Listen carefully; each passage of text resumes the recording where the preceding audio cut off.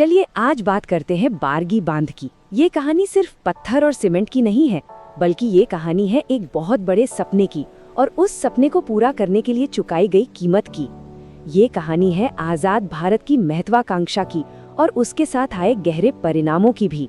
जरा कल्पना कीजिए, एक दीवार जो 5 किलोमीटर से भी ज्यादा लंबी हो, मतलब इतनी लंबी कि एक सिरे से दूसरा सिरा ठीक से नजर भी ना आए। यही वो जबरदस्त चुनौती थी जिसका सामना भारत के इंजीनियरों को करना था, और वो भी एक ऐसी नदी पर जो हर साल मॉनसून में सब कुछ बहा ले जाने को तैयार रहती थी। 16 साल, जी हाँ, 1-2 साल नहीं, पूरे 16 साल लगे इसे बनाने में। और ये सब उस जमाने में हुआ जब आप समझिए आज की तरह कोई भारी भरकम मशीनें या कंप्यूटर डिजाइन नहीं थे।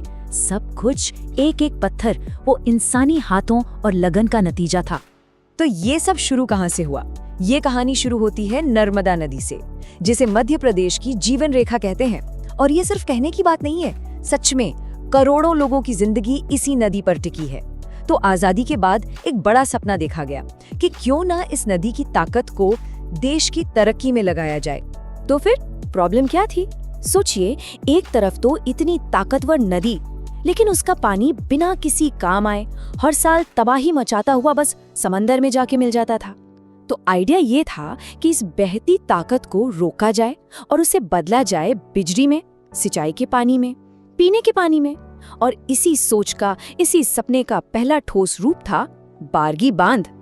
अब देखिए, इतना बड़ा प्रोजेक्ट, ये कोई रातों रात तो खड़ा नहीं हो सकता था। बात शुरू हुई 1969 में, जब पानी के बंटवारे पर कानूनी बहस छिड़ी। फिर 1974 में जाकर जमीन पर पहला काम शुरू हुआ, और फिर आया वो ऐतिहासिक साल 1990, जब सालों की मेहनत के बाद पहली बार वो विशाल जलाशय पूरा लबालब भर गया। तो चलिए अब जरा इसकी इंजीनियरिंग को समझते हैं। आखिर बनाया कैसे गया इसे? इसका जवाब छिपा है एक बहुत ही स्मार्ट और एडेप्टिव इंजीनियरिंग में। देखिए, बारगी कोई एक तरह का बांध नहीं है, इसे कॉम्पोजिट डैम कहते हैं। आसान भाषा में कहें तो ये 2 अलग अलग तरह के बांधों का एक मिक्सचर है। ऐसा क्यों?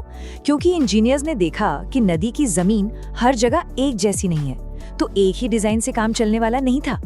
तो उन्होंने क्या किया, जहां नदी के बीच में जमीन एकदम चट्टानी और मजबूत थी, वहां बनाया गया एक भारी भरकम कंक्रीट का ग्रेविटी डैम। मतलब ये अपने ही वजन से पानी के जोर को रोकता है। लेकिन जहां किनारे थे और मिट्टी नरम थी, वहां एक अलग तरीका अपनाया गया। वहां मिट्टी की परतों को दबा दबा कर कॉम्पैक्ट करके ऊंचे और मजबूत किनारे बनाए गए। ये कमाल का आइडिया था, मतलब प्रकृति से लड़ने के बजाय उसके साथ मिलकर काम करना। और इसके जो आंकड़े हैं वो सच में हैरान कर देते हैं। लंबाई करीब 5.5 किलोमीटर, ऊंचाई 69 मीटर। आप अंदाजा लगाइए, जैसे कोई 22-23 मंजिला बिल्डिंग को नदी के ऊपर लिटा दिया हो। और इसमें लगे हैं 21 बड़े बड़े गेट जो बाढ़ के पानी को कंट्रोल करते हैं। और हाँ, यहीं पर 2 बड़ी टरबाइनों की जगह भी बनी जो आगे चलकर बिजली बनाने वाली थी। तो ये तो हुई इंजीनियरिंग की जीत की कहानी। लेकिन हर कहानी का एक दूसरा पहलू भी होता है, और इस कहानी का दूसरा पहलू थोड़ा स्याह है। ये कहानी है उस कीमत की जो इस तरक्की के लिए इंसानों ने चुकाई।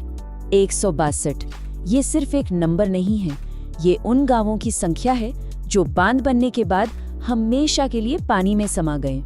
एक एक करके 162 गांव।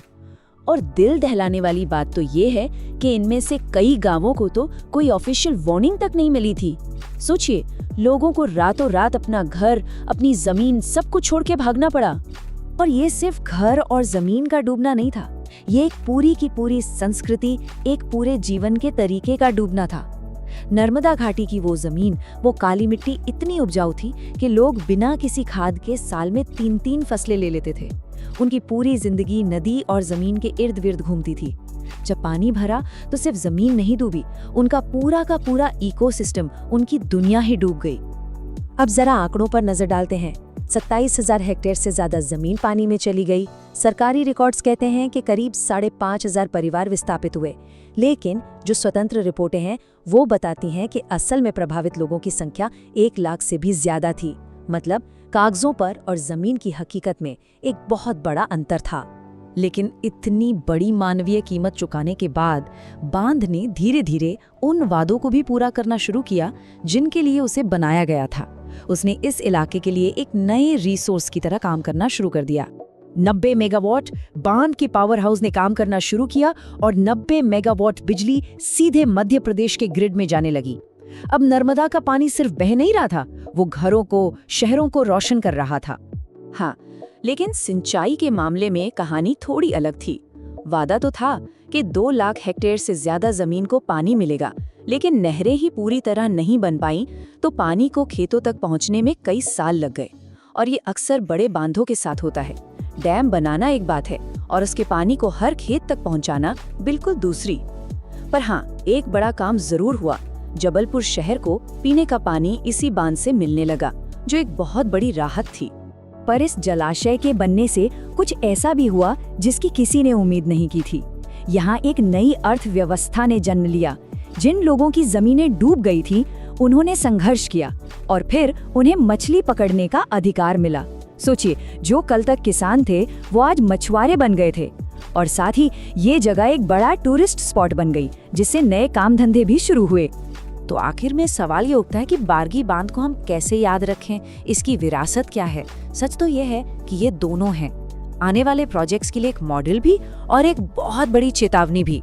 ये जानना जरूरी है कि बारगी सिर्फ एक अकेला बांध नहीं था। ये नर्मदा नदी पर बनने वाले 30 बड़े बांधों की सीरीज में पहला था। मतलब ये एक तरह का टेस्ट केस बन गया।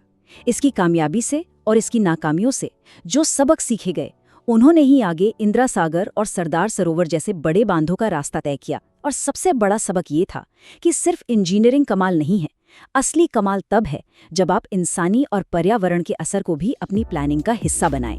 और ये कहानी आज भी जारी है, क्योंकि एक बांध कभी बनकर खत्म नहीं हो जाता। उसे हर साल, हर मॉनसून में खुद को साबित करना पड़ता है।